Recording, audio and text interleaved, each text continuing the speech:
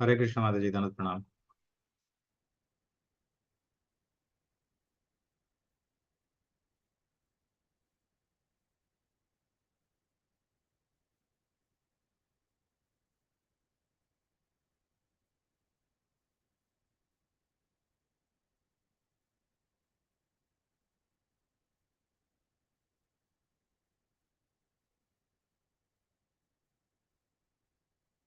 All right, it is 33. Let's get started. Om Namo Bhagavate Vasudevaya. Om Namo Bhagavate Vasudevaya. Om Namo Bhagavate Vasudevaya. Narayanang Namaskritya Naranchaiva Narottamam. Devim Saraswatim Vyasam Tato Jayang Mudirayet. Nashtaprayeshu Vadreshu Nityam Bhagavata Sevaya. Bhagavati Uttama Bhaktir Naishtiki. ओम अज्ञानतिमिरान्धस्य ज्ञानाञ्जनशलाकया चक्षुरुन्मीलितं येन तस्मै श्रीगुरवे नमः। श्रीचैतन्यमनोभीष्टं स्थापितं येन भूतले स्वयं रूपकदा मह्यं ददाति स्वपदान्तिकं। वन्देऽहं श्रीगुरो श्रीयुतपदकमलं श्रीगुरुन् वैष्णवांश्च श्रीरूपं साग्रजातं सहगणरघुनाथान्वितं तं सजीवं साद्वैतं सावधूतं परिजनसहितं कृष्णचैतन्यदेवं श्री राधा कृष्ण पादान सहगण ललिता श्री विशाखान्वितांश्च हे कृष्णा करुणा सिंधो दीनबंधो जगत्पते गोपेश गोपिका कांत राधा कांत नमोस्तुते तप्त कांचन गौरांगी राधे वृंदावनेश्वरी वृषभानुसुते देवी हरिप्रिये वाञ्छा कल्पतरुभ्यश्च कृपा सिन्धुभ्य एव च पतितानां पावनेभ्यो वैष्णवेभ्यो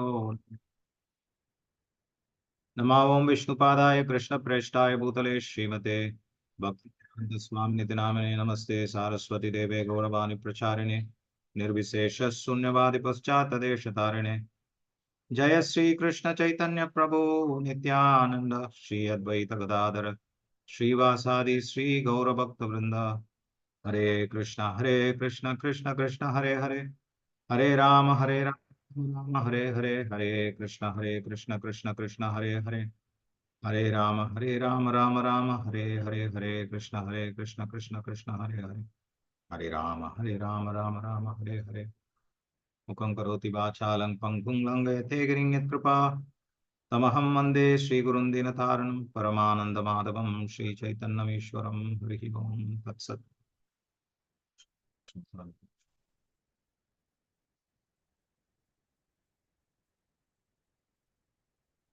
जय श्री गुरुदेव की जय। Hare Krishna, welcome everyone back to our Bhagavatam session.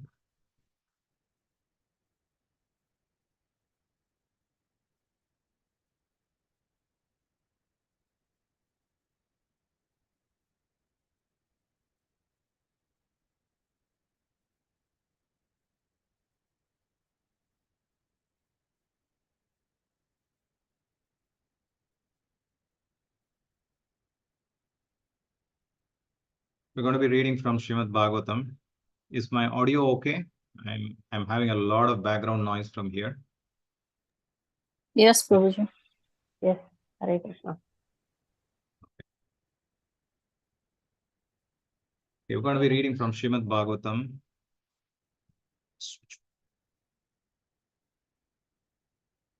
Reading from Srimad Bhagavatam, Canto 3, Chapter 5, verse number 32. Tamaso bhuta sukshmadir yatah kam lingam atmanah.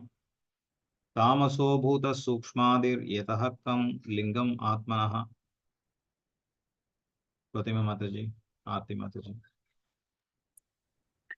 Hare Krishna.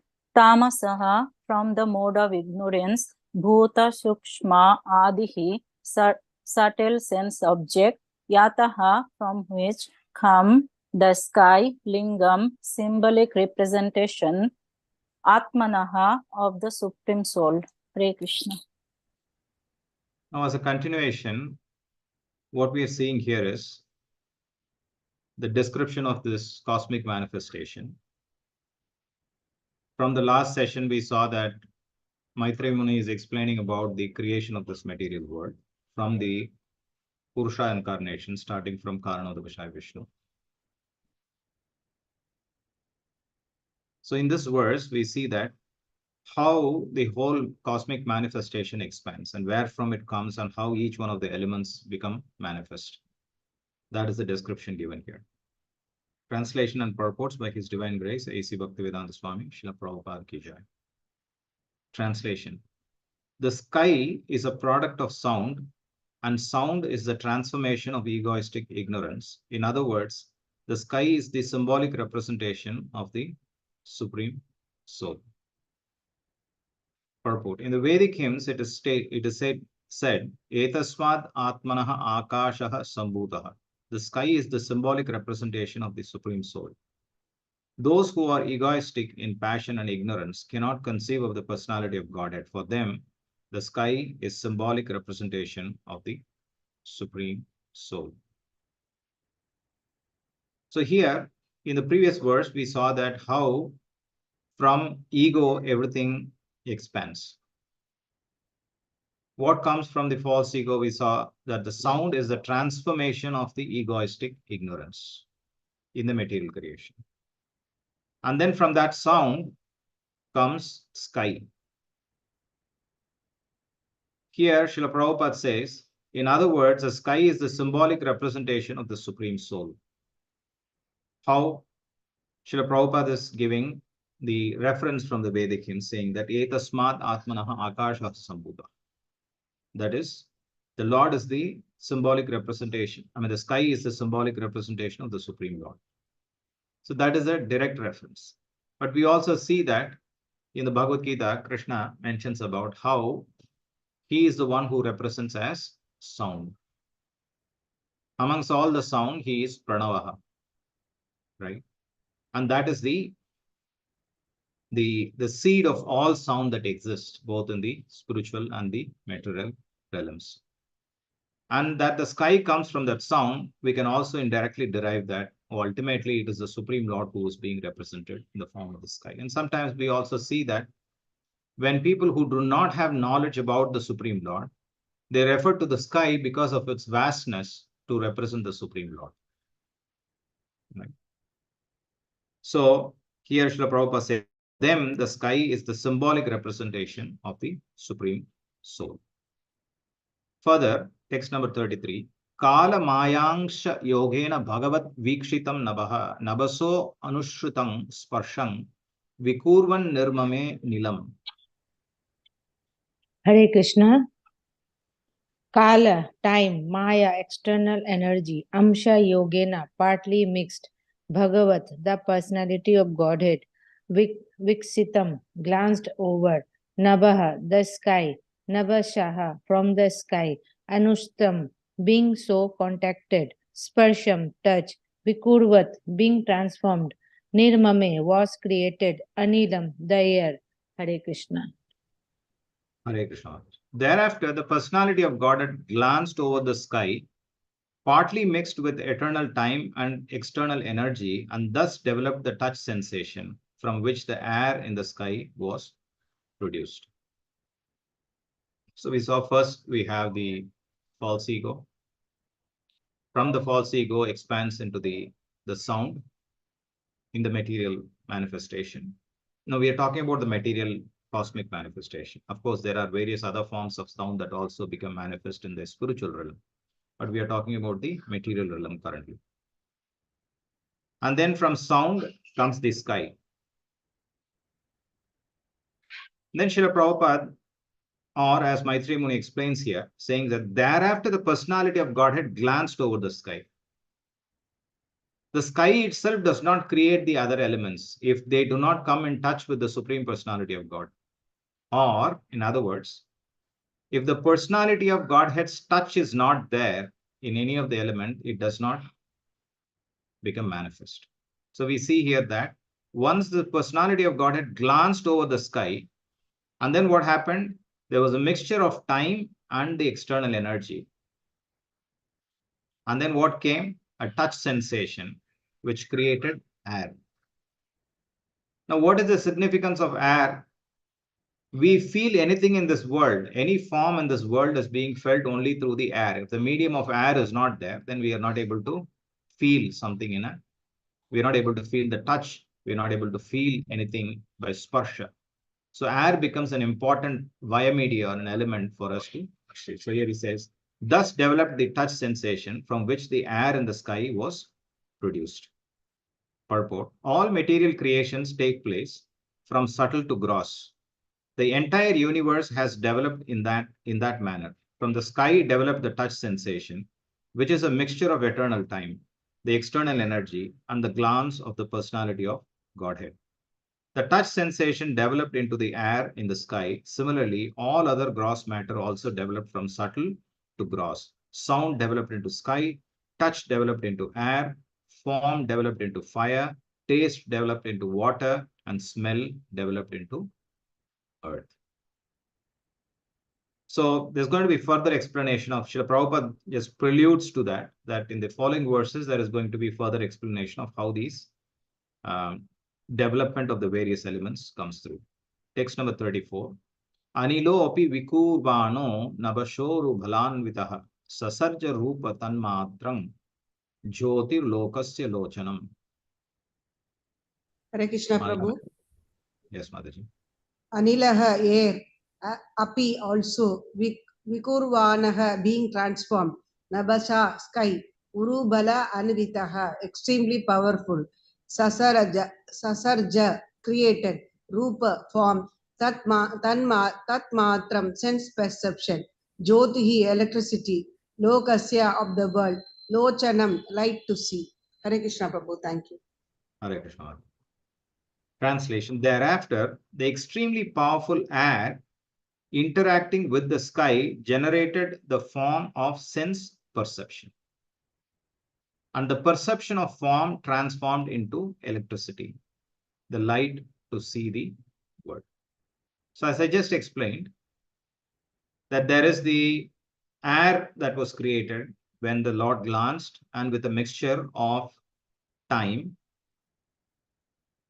And when the touch sensation was created, there is the air. And the air helps as the via media for us to perceive anything. What does it help to perceive? Tanmatra. That is the perception of the, let's say if it is the eye has its object of vision. And then there is a touch, and so on and so forth. Each one of the sense has its tanmatra, its object. There is a sense and there is a sense object. So this helps to perceive the form. So here it says, thereafter the extremely powerful air interacting with the sky generated the form of sense perception, and the perception of form transformed into electricity. Here, electricity means it's not, of course, it talks about the energy of the electricity, not necessarily as to how we relate to electricity. There is practically electricity in everything. Sometimes we think that electricity means is just the one that comes from the electricity board, which is generated through a particular, of course, it's a commercial way of generating a power source to be distributed to various consumers. And that is what we think is electricity. But electricity is there practically in every object, right? Like, for example, sometimes when we touch something, we feel static electricity, we say, right? We feel there is a sense of electrification energy that is felt even in other objects. And of course, those energies are exploited to create the so-called electricity that is being supplied today. So thereafter, the extremely powerful air interacting with the sky generated the form of sense perception, and the perception of form transformed into electricity, the light to see the world. So there are the so-called electrons and the energy that is there, which helps us to see. For example, in Dubai, it's very easy to see, right? Easy to perceive this. When in a day when the whole sky is clear with dust, there is no fog, there is nothing, right? And if you see all the buildings, it will look like all the buildings, when you're driving, let's say, on the Alkail Road, on a long drive, you can see all the buildings are they look like they've all been washed nicely and cleaned up. It looks, the scene is very clean. But if there is a dust storm or if there is a sandstorm, right, it looks like everything is dirty. But is actually the building clean or is it dirty? It is what it is. But it is the via media of the clean air which makes you perceive the building either absolutely clean or looks dusty. Right? So the via media is the one which helps you perceive something the way that you need to perceive. Like, for example, if I remove this glass, things look blurred to me. Right? Everything is the same. Right? It's the same computer, the same monitor, the same resolution and everything. But my way of perceiving has reduced that when I put a via media to look at it, then it becomes clearer. Right? And that is the energy that is generated. So and the energy is in different forms. It sometimes is in subtle form or sometimes it is in its real form. So thereafter, the extremely powerful air interacting with the sky generated the form of sense perception, and the perception of form transformed into electricity and the light to see the world. Verse number 35. Anilenan vitang jyotir vikurvat paravikshitam Adathambho mayang kala mayangsha yogataha. Mahesh Babu. Hare Krishna. Hare Krishna. Go ahead, Mataji. Go ahead. I'll say it. Hare Krishna, Dandavat. Anilena, by the air, Anvitam, interacted, Jyotihi, electricity, Vikurvat, being transformed, Paravikshitam, being glanced over by the Supreme, Adatha, created, Ambaha Rasamayam, water with taste, Kala, of eternal time, Maya, Amsha, and external energy, Yogataha, by a mixture. Hare Krishna. Hare Krishna. Translation. When electricity was surcharged in the air and was glanced over by the Supreme, at that time, by a mixture of eternal time and external energy, there occurred the creation of water and taste. So there is the further creation of the elements, which is water, and water is perceived by its taste. Right? Water has a particular taste, right? And so water and taste is the one that is being generated. How? By the mixture of eternal time and the external energy. With what? With that electricity that is surcharged in the air, which was explained in the previous verse. 36. Jyotishambho anusangshrutang vikurvat brahma vikshitam mahing gandha gunam adhat kala mayangsha yogataha. Hare Krishna, Prabhu. Jyotisa, electricity, Ambaha, water, Anusamritasam, thus created, Vikurat, Anusamsrishtam, thus created, Vikurat, due to transformation, Brahma, the Supreme, Viksitam, so glanced over, Mahim, on the earth, Gandha, smell, Gunam, qualification, Adat was created, Kala, eternal time, Maya, the external energy, Amsa, partially, Yogataha, by intermixture. Hare Krishna, Prabhu. Thank you. Hare Krishna. Thereafter, the water produced from electricity was glanced over by the Supreme Personality of Godhead and mixed with eternal time and external energy, and thus it was transformed into earth, which is qualified primarily by smell. So we have smell here, and then previously what did we see? We had taste, and then we had sparsha, touch, and so on and so forth, right? And all of that will be explained here. From the descriptions of the physical elements in the above verses, it is clear that in all stages, the glance of the Supreme is needed with the other additions and alterations. In every transformation, the last finishing touch is the glance of the Lord, who acts as a painter does when he mixes different colors to transform them into a particular color. So we see that every, how many colors are there?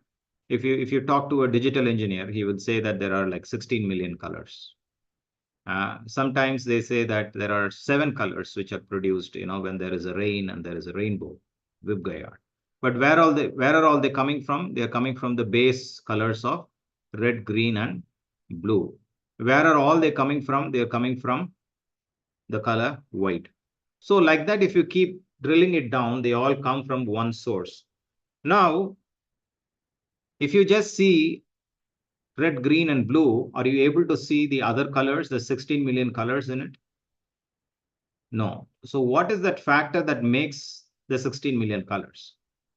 It is the artist who creates that picture when he mixes those colors in a particular quantity, in a particular ratio. And then when he actually paints or mixes and paints it, then we see that there are multiple colors that are produced. So there is an artist who's behind, the proper mixing of it. And so here Srila Prabhupada gives the example that the glance of the Supreme is that touch of the artist, which makes this whole creation possible in its variety.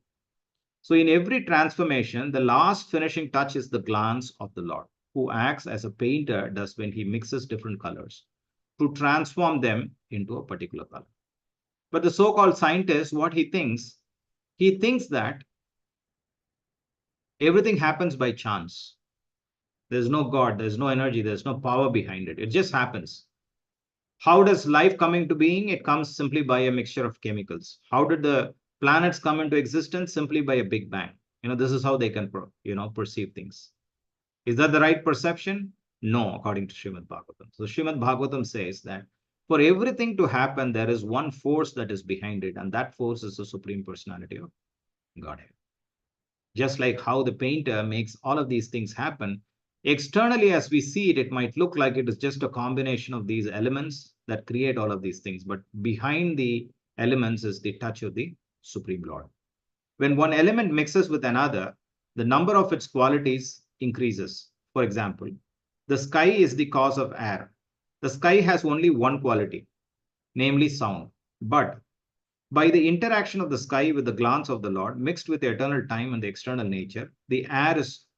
I want you to very carefully listen to this purport, because it's a little bit intense for us to understand the Sankhya of how the elements are created. So it's very difficult to understand it if we don't follow it very carefully. So, for example, the sky is the cause of air. The sky has only one quality, which is sound. But by the interaction of the sky with the glance of the Lord mixed with eternal time and the external nature, the air is produced, which has two qualities. So first, what did we have? We had sound. And then but by the interaction of the sky with the glance with the eternal time and nature, the air is produced. So the air has how many qualities? It has two qualities. One is sound, and the other one is touch, right? So first only sound, next sound and touch. Similarly, after the air is created, the interaction of sky and air touched by time, again by external energy of the Lord, produces electricity. And what does the electricity have? Next, the interaction of electricity with air and sky mixed with time, the external energy and the Lord's glance over them produces water. In the final stage of sky, there is one quality, namely sound. In the air, two qualities, sound and touch. In the electricity, three qualities, namely sound, touch, and form. In the water, four qualities, that is sound, touch, form, and taste. And in the last stage, which is the earth, of the physical development, the result is earth, which has all five qualities, which is sound, touch, form, taste, and smell. So we see that, when rain comes and hits the ground, earth, what is that we get? They say you get the smell, the smell of the earth, right? So we understand that we perceive the earth by its smell. Where is it? Yes. Although they are different mixtures of different materials, such mixtures do not take place automatically. It looks like they're all material. Like, for example, in my fridge, there is, dosa batter. There is chilies, there is tomato, right? So tomorrow morning, if I go to the kitchen and if I say, oh, I want, dosa, I want, nice tomato chutney, will it automatically within the fridge, it will all mix themselves and then produce dosa and chutney? I wish it does it. It will be easy. Life will be so easier, right? But it doesn't happen. And there is a cook who has to go in, who has to take those materials and see what is the right ratio in which it has to be put together. And then put them together and very carefully observe it. Not that if you just put together, today morning I was cooking something, I put everything together, but 2 seconds somebody called me and the thing got over fried, finished. So if you're not focusing yourself, then it does not happen. Now just imagine if the Supreme Lord is creating so many planets, and they're all floating around, millions and trillions of living entities, and they're all going in a cycle one after the other. Just imagine how the engineering of the Lord works. And the beauty is that he's not even directly involved. The Srimad Bhagavatam says that the Lord is Janmadhyasya ito anvayat itarataha. He is direct in the sense that he has a touch in everything, but at the same time, he is not directly involved in it. He just makes it happen through his energies, various energies. Ekam sena stito jagat. Just with one angsha, one spark of his energy, the whole thing is created. He expands himself into the external energy, the internal energy, the marginal potency, Antaranga Shakti, the Bahiranga Shakti, and the Tatastha Shakti. The Bahiranga Shakti interacts with the Antaranga Shakti of the Lord, by his sparsha, by his touch, by his glance. It is explained that when the Lord simply glances over the sky, everything is created. Right? Today, how much effort is made even to produce something very simple in the factories? How many people are behind it? We don't even know, right? Like they say, there are like 65,000 parts in a car. Can we even imagine when we are driving a car that, oh, we are driving 65,000 parts in a car? We can't even imagine that, right? Just imagine from this whole creation, how many parts are there, how they are all functioning so perfectly in rhythm, how the engineering works. That is the supreme engineering of the Lord.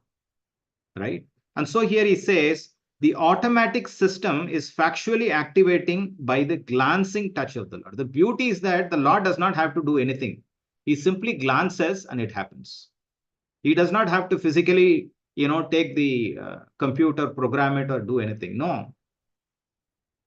Just by his Ichcha Shakti. Just by his Ichcha Shakti. His Shankalpa itself is the Shakti. Simply that he thinks of something or he wants something to happen, it will automatically happen. So the automatic system is factually activated by the glancing touch of the Lord. Living consciousness is the final word in all physical changes. This fact is mentioned in the Bhagavad Gita as follows. Maya dhyakshena prakriti suyate sacharacharam hetunanena kaunteya jagat viparivartate. How does this prakriti act? This nature has created everything. What has it created? Chara, achara, both moving and non-moving. Right? Kaunteya, how is this created? He says, Maya Dhyakshen, simply by his Adhyaksha. Aksha means his vision, or simply by glancing on it. Maya Dhyakshen, or in that sense, supervision. It acts under his supervision. Now one has to understand something, that in the material world, supervision is different.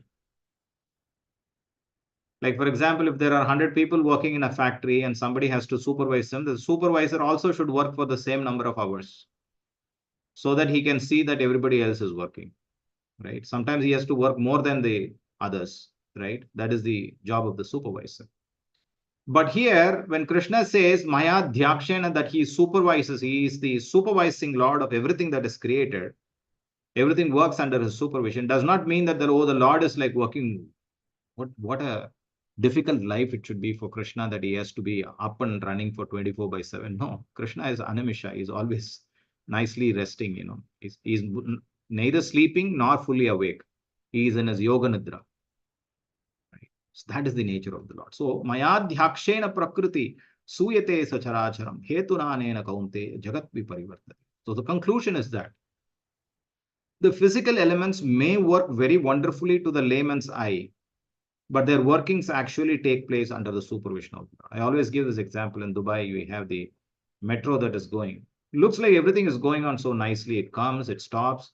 The screen says the next metro will be there in about a minute, 2 minutes, 3 minutes. It comes, it stops there, it opens the door, everybody gets in, it closes, it moves, and not just one train. Multiple trains are functioning. Is there a driver in the train? There is no driver in the train. Right? Driverless trains are happening. But does it mean that nobody is controlling it at all? It is all happening by chance? No. There is a central operating center which is monitoring everything, and everything is being controlled from there. So, layman thinks that everything is happening by chance. So, those who can mark only the changes of the physical elements cannot perceive the hidden hands of the Lord behind them, or certainly less intelligent persons, although they may be advertised as great material scientists. Text number 37. Bhutanam naba adinam yadyad bhavyavaravaram teshang paranu sangshargat yata sankyam gunan viduhu.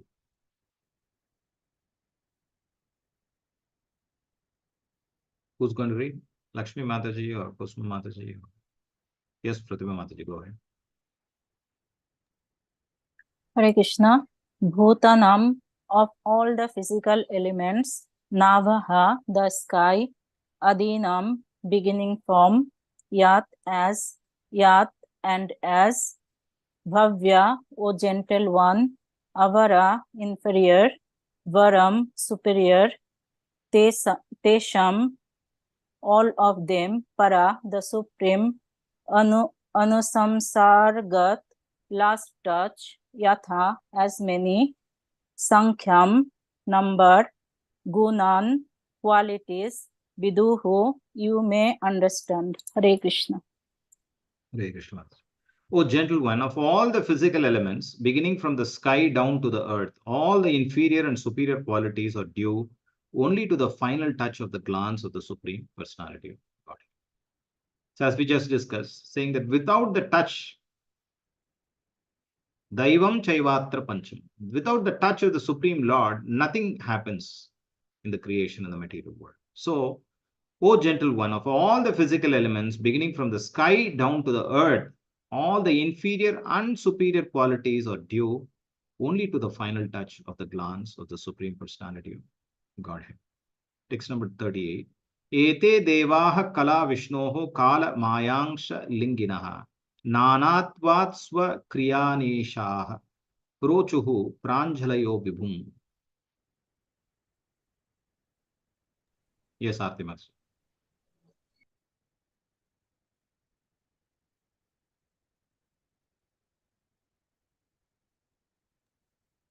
Hare Krishna.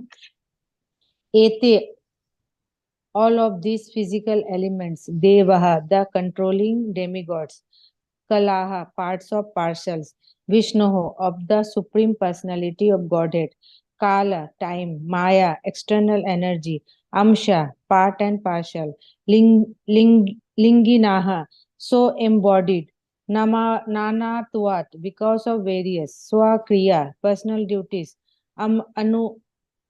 Anishaha, not being able to perform, Prochu, uttered, Pranjaya Layaha, fascinating, Vibhum, unto the Lord.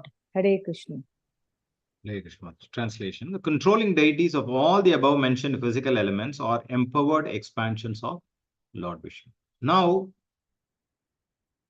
these combinations with the touch of the Lord and the vision of the Lord, with the mixture of Kala, these things were created. Now that they have been created, it's not that they will just happen like that, right? Even after that, there is a expansion of the Supreme Personality of God and Lord Vishnu, who is also in charge of each one of these elements, right? So the Devata who is controlling that particular element is also not independent by himself or herself. He is also an expansion of the Supreme Lord. So they are embodied by eternal time under the external energy, and they are his parts and parcels because they are entrusted with different functions of universal duties and were unable to perform them. They offered fascinating prayers to the Lord as follows. Purport. The conception of various controlling demigods who inhabit the higher planetary systems for the management of universal affairs is not imaginary. as proposed by persons with a poor fund of knowledge. The demigods are expanded parts and parcels of the Supreme Lord Vishnu, and they are embodied by time, external energy, and partial consciousness of the Supreme. So what does it mean? The Devatas are actually expanded parts and parcels of the Supreme Lord Vishnu. Right? We have the 8 Vasus, we had the Adityas, 12 in number, and then the 11 Rudras, we have the Ashwini Kumaras. So if you take all of them, we have 33, and then there are others who are assisting them, right? And there are about 33 crore demigods. Sometimes, we get questioned, why are there so many gods in your Hindu religion? Right? People do not understand. There is only one God, right? And that God is the Supreme Personality of Godhead, Lord Vishnu or Krishna or Narayana, as sometimes called by different people, right? Ultimately, he is the one and one, Sarvakarana Karanam. Ishvaraha Paramaha Krishna Satchit Ananda Vigraha Anadiradi Govinda Sarvakarana Karanam. He is Sarvakarana Karanam. That Govinda, who is the Supreme Personality of Godhead, is the Karana of everything. Is the Karana of what? He is the Karana of all these 33 prime Devatas. And then the Upadevatas, all the assisting Devatas. Everybody expands. So they are all simply parts and parcels of the Supreme Lord Vishnu. So we should be well educated and knowledgeable to present that, saying that, oh no, our philosophy is a philosophy which has the strongest understanding. We don't have so many Devatas. We don't have so many gods. It's just that you don't understand as to what is God and how everybody is assisting the Supreme God, right? And there is only one God, and that is the Supreme Personality of Godhead. We should be in a position to explain that. Anyways, so the Devatas are expanded parts and parcels of the Supreme Lord Vishnu, and they are embodied by time, external energy, and partial consciousness of the Supreme. Human beings, animals, birds, etc. are also parts and parcels of the Lord and have different material bodies, but they are not the controlling deities of material affairs. They are rather controlled by such demigods. Now, Srila Prabhupada is making a slight differentiation. First is, he said that the Devatas or the demigods are all parts and parcels of the Supreme Lord. And then we are also parts and parcels of the Supreme Lord, but we are not demigods. Right? Amaivangso jivaloke jivabhuta sanatana. He says, Mam eva angsha. All these jivas in this material world, they are also my part and parcel. Now, if the demigods are also part and parcel, the Devatas, we are also part and parcel, then are we also Devatas? Or can we call ourselves as Devatas? No, of course, we can become a Devata by our improving our quality, at some point in time to become one of the, it's quite possible all the way up to the position of Brahma. It's a position, right? And, one can become an Indra, or one can become, if one does 100 Aswamedha Yajnas, one can take the position of Indra, right? And one, if is the most perfect being in the entire material creation, then one can take the position of Brahma. Like that, these positions can be taken, but it's not very easy. It comes after many, many billions or trillions of lifetimes, right? However, we being now what we are, the Jivas, we are not the same as the demigods. The demigods are empowered Devatas who are taking care of the responsibilities. It's like, for example, there is a common employee, but they are also part of the organization. But then there is a manager, there is a vice president, there is a president, like that. They are all appointed for specific jobs. I cannot say you are also employee, I am also employee. How does it matter if you are vice president, I am this? You cannot say that, right? So, like how there is a difference within an organization. In a similar way, in the creation, the Devatas have specific function that they have been assigned to perform on behalf of the Supreme Lord, right? But we are all controlled by the Devatas. So such control is not superfluous. It is as necessary as the controlling departments in the affairs of a modern state. The demigod should not be despised by the controlled living beings. In fact, Krishna says in the Bhagavad Gita that it is our responsibility that when we accept things, for whatever things that we accept on our daily basis, we should perform yajna to please the Devatas, right? Krishna says in the Bhagavad Gita that we have to please the Devatas for accepting, otherwise we become a thief, right? So they are all great devotees of the Lord, entrusted to execute certain functions of universal affairs. One may be angry with Yamaraja for his thankless task of punishing sinful souls, but Yamaraja is one of the authorized devotees of the Lord, and so are all the other demigods. A devotee of the Lord is never controlled by such deputed demigods who function as assistants of the Lord, but he shows them all respects on account of the responsible positions to which they have been appointed by the Lord. Now, there are the common living entities, but even among the common living entities, there are special living entities or the human beings. They are called as the devotees of the Supreme Lord, which means they are directly surrendered to the Supreme Lord as a devotee. Now, do they come under the supervision of the Devatas, the deputed demigods? Yes and no. Yes, in the sense that, of course, as long as we have this material body, we still are being controlled by them, but they don't really control them. They, in fact, they help the devotee because they understand, oh, this living entity, this human being, is a servant of my supreme boss, is directly a servant of my supreme boss. So they don't tend to control them in that sense because the Lord takes direct control of them. He has a direct vision on his devotees. Just like there are so many employees, somebody might be a president, somebody might be a vice president, somebody might be this, that, and that. But there might be a driver in the organization who might be driving for the CEO, who surrendered to the CEO or the chairman of the company. Now, will he listen to the vice president? No, the president and vice president will go and say, they will not talk to the driver of the chairman in the same way like they talk to any other employee in the organization. They will have a special. Why? Because he is directly reporting to the boss also. They know that. Even though he is a normal employee, but he is directly reporting to the supreme boss. So their relationship with him is slightly different.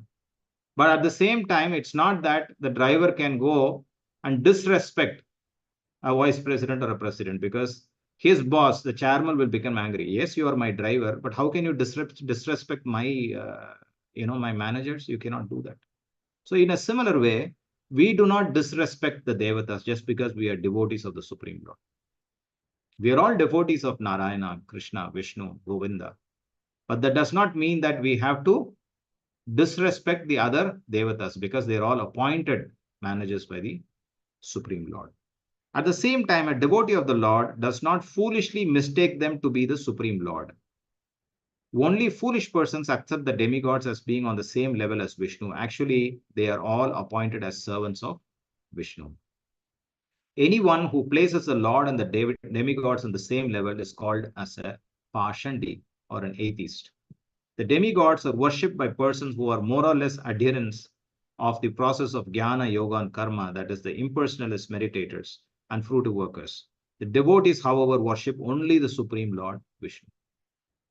This worship is not for any material benefit as desired by all the materialists, even up to the salvationists, mystics, and fruit workers.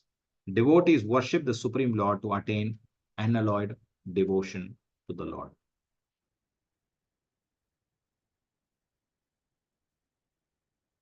The normal living entities or the human beings who are worshipping the devatas, they worship the devatas for a particular purpose because they want to benefit something from them. Whereas the one who worships the Supreme Boss or the Supreme Lord, they don't worship the Supreme Lord for some benefit, material benefit. Why?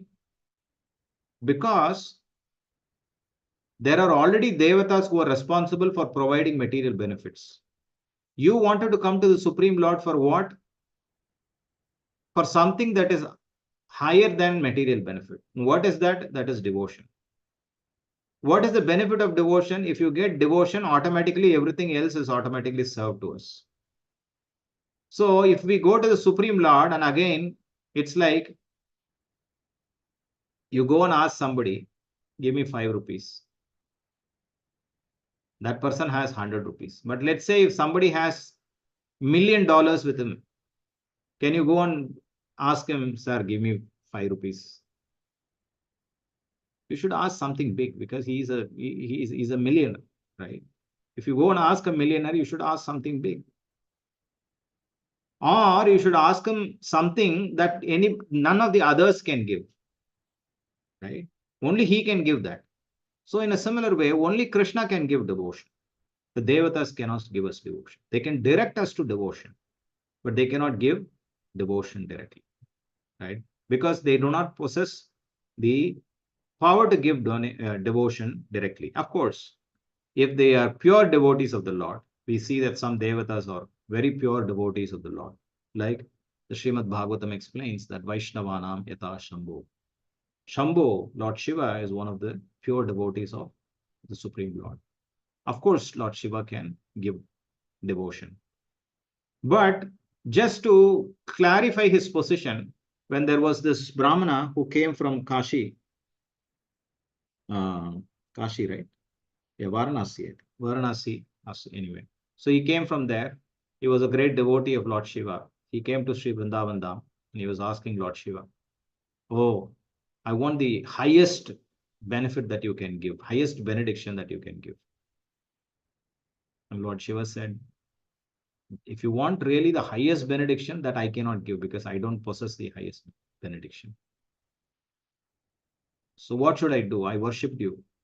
He said, yeah, what you can do is there is one Babaji who is sitting there on the banks of the river Yamuna. Go and meet him. He will give you. He sends him to Sanatan Goswami. So Sanatan Goswami is sitting there. And this Brahmana goes there and asks Sanatan Goswami, oh Babaji, my worshipable Lord, Maheshwar, Chakleshwar, Mahadev, he sent me to you that you can give the highest benediction. So he said, okay, what is the greatest thing that you have? Okay. So what do you want? He said, I want this, I want this. He said, okay, he's, Sanatan Goswami understood that he has just come for some material benefits. He said, okay, it's there in that corner, you can take it. So he went there, he saw a stone, which is a touchstone, a Chintamani. That if it touches anything, he can get anything in this, materially. Whatever is Chinta, his desire, it will fulfill. That is the power of the Chintamani. But later what happened, we all know that even though he got so many material benefits, he was able to get so much wealth and he was able to get so much gold and everything that he materially desired. He was not happy. And there was one thing that was going on in his mind, the greed that, oh, I asked him for the best thing, but the best thing in his place was sitting in the garbage can, right, in the corner of his house. He did not even care to keep it locked and preserve it. If the best of the things that he has is sitting there, then he has actually cheated me. He might be having something better than that, which he has kept in a very secret place. And he has locked it up and with, a lot of encryption, he has put it in, something like that. I was thinking. Said, okay, let me go and ask him. So he went and asked him, what is that you have, better than this? Do you have something better than this? He said, yes, I do have better than this. I want that. He says, oh, you want that? But if you want that, you have to do something. You have to give up what you have in your hand. He said, go and throw what you have in your hand. Then I'll give you something better than that. That's the only way you can get better than. He was a little bit hesitant, right? Oh, I don't want to give up what I have. What if the one that I'm going to get is not better than this, according to him? He did not have full trust. Anyway, he mustered some courage and he said, okay, that should be. He gave that thing itself. I already grow up so much. I'm sure he will not cheat me. He's a Babaji. So he mustered some faith in him. And he threw it in the Yamuna river and came back. He said, now sit down and chant Hare Krishna, Krishna Krishna, Hare Hare. Hare Rama, Rama Rama, Hare Hare. He says, Rama Chintamani Chaitanya Rasa Vigraha. He says, this is the Chintamani. This is the greatest of the Chintamani. This is Nama Chintamani, Chaitanya Rasa Vigraha. It is the epitome. It's the solidification of Chaitanya Rasa, right? The mellows of the Lord's devotion. This is Nama, right? And this can give you anything. So that is what Sri Chaitanya Mahaprabhu came to give. So it's not that Lord Shiva, coming back to the subject, it's not that Lord Shiva could not give, that he did not know, because he already know. He says, even in the Vishnu Sahasranama, Sri Rama Rama Rameti Rame Rame Manoram Sahasranama Tattulyam Rama Nama Varana. He knows that the Nama of the Lord is the highest benediction that he can give. But he still directed and gave the credit to Sanatana Goswami, who was one of the greatest exponents of devotional service, who came to give devotional service under the guidance of Chaitanya Mahaprabhu. So we understand that Lord Shiva is capable of giving us devotion, but he wanted to keep himself in such a very humble position that he said, I cannot give you this. You go and ask Sanatana Goswami, he will give you. So like that. So the Lord, however, is not worshipped by others who have no program for attaining love of God. So if we do not want love of God, then there's no point in approaching the Supreme Lord. Narada Muni says, Tasyaiva heto prayateta kovidaha na labhyate yad brahmatam upariyadaha tal labhyate dhukavad anyata shukam kalena sarvatra ghabira ramasa. Tasyaiva heto prayateta kovidaha. Kovidaha means somebody who is intelligent. Ko viduhu means supremely intelligent. Tasyaiva heto prayateta. He has to do prayatna. He has to do his endeavor for that. For what? Na labhyate yad brahmatam upari adaha. That he cannot get by simply wandering, by going up to the higher planetary systems and then going down to the lower planetary system. Upari adaha. Simply by wandering here and there all the way up to Brahma Loka or to the Patala Loka, what he cannot get. That only, which means in essence he is saying that what you cannot get in this material world, that only you should endeavor for. There's no point in endeavoring for things that are in this material world. So if I should not endeavor for things in this material world, how will I get things? That question is there within us. How are we going to get things? We want so many things, right? So he says, Tal labhyate dukkavad anyata shukam. He says, just like dukkha vad means just like how you don't endeavor for dukkha, distress, but it still comes to you, right? Anyata shukam, in a similar way, sukha will also come without your endeavor. According to your karma and the reactions of your karma in your account, you will get what you are supposed to get. So don't overly endeavor for it. How, when I will get, I want it, but I'm not getting. You're saying that like dukkha, sukha will also come. I'm only getting dukkha. I don't see any sign of sukha. Are you there anywhere? No. I don't see any sign of sukha. He says, no, it will come. Kalena, as time progresses. When your time comes for it, it will come. Until your time has not come, it will not come, no matter what you do. Kalena. This is the rule. Sarvatra.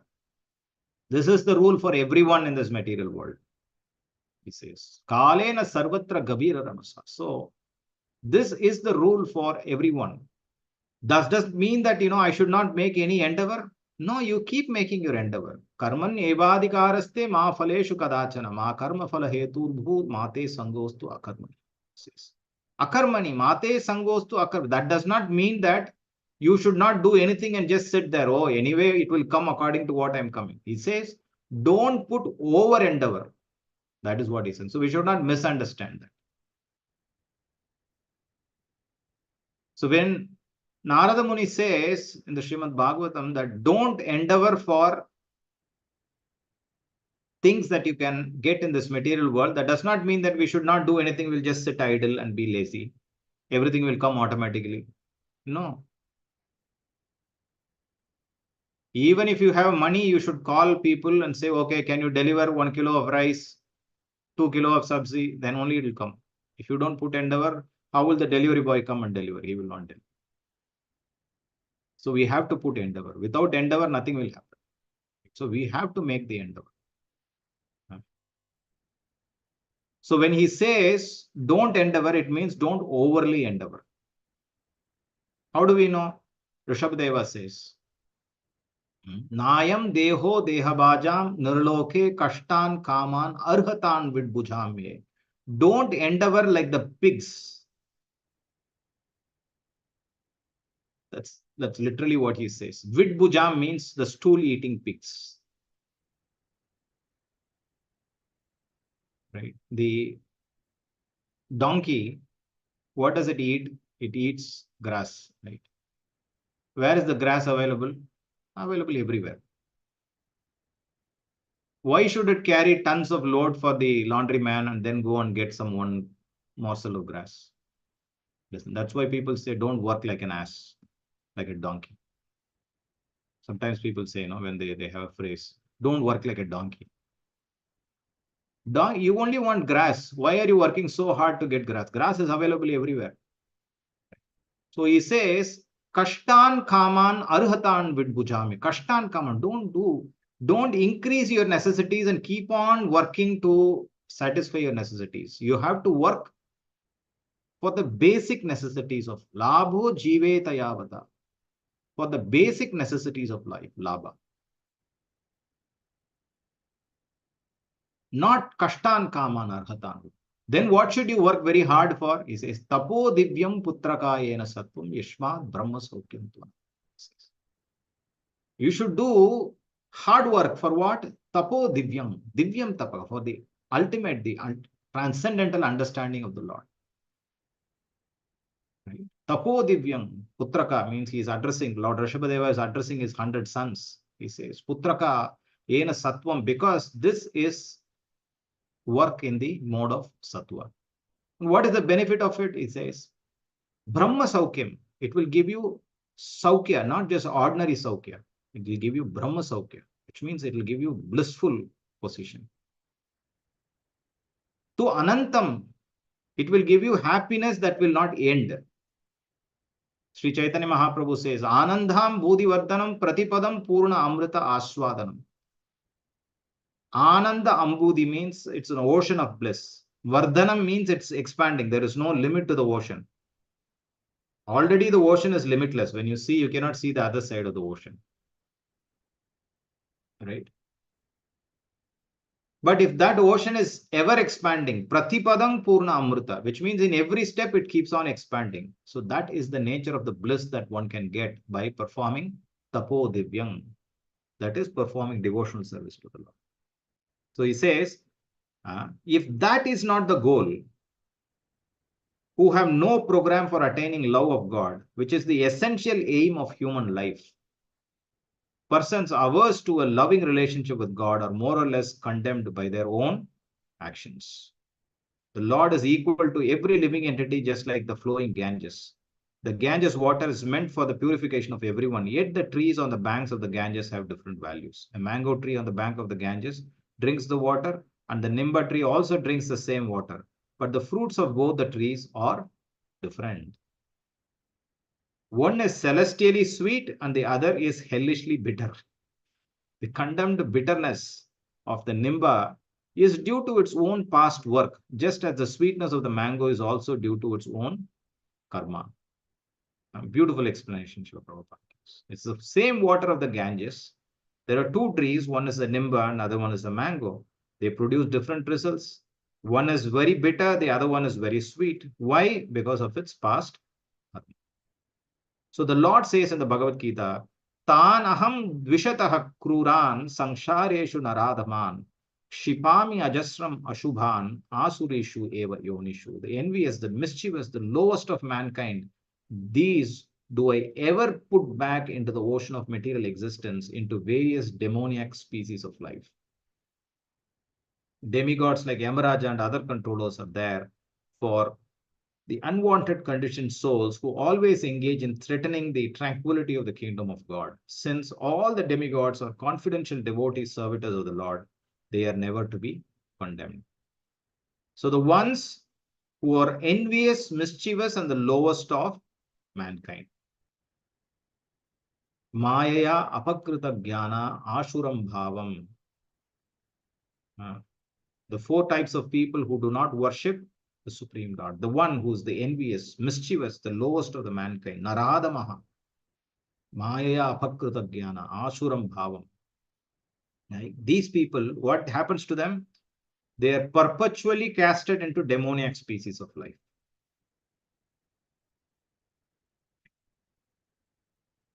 Since all the demigods are confidential devotee servant of the Lord, they are never to be condemned. They are all devotees. Who? The Devatas.